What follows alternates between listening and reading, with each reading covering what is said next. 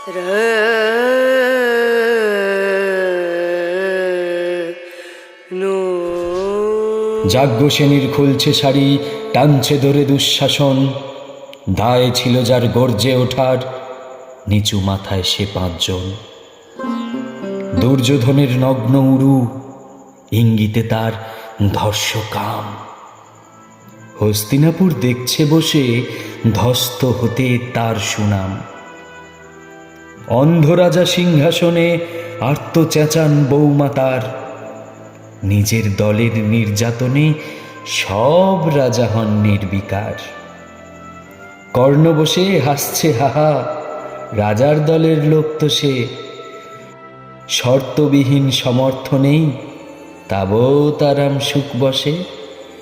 ভীষ্ম দ্রোণ কৃপ নীরব, সরকারি লোক হাজার হোক, রাজার কথাই তোমার কথা, তুমি যখন রাজার লোক। খল শকুনি দেখছে সবই, বস্তুত সে ধ্বংস চায়। ঘরের মাটি লাল হয়ে যাক দেশ বিভাগের যন্ত্রণায়।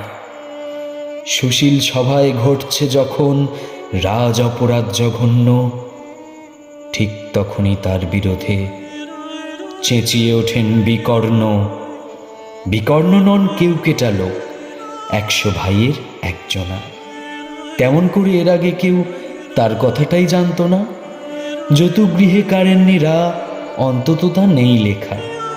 ভীমকে যখন বিষ খাওয়ালো, তখনও তার নেই দেখা। কিন্তু যখন প্রকাশ্যতেই কাটছে নারীর আব্রু কেউ, স্তব্ধ জীবের চুপ সাগরে বিকর্ণ হন একলা ঢেউ। চেঁচিয়ে ওঠেন রাজার কুমার, যুবরাজের বিরুদ্ধেই মহাবলী পাণ্ডবেরও। তখন গলায় সে সুর নেই।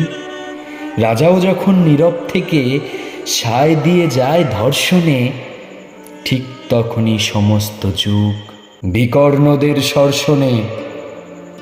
আমরা যারা কিচ্ছুটি নই, একটি মোটে ভোট কেবল, অত্যাচারের সামনে এলে সঙ্গী শুধু চোখের জল।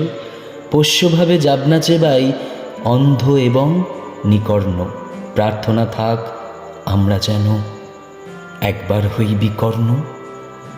মরার আগে হতেই হবে রাজার সভায় বিকর্ণ।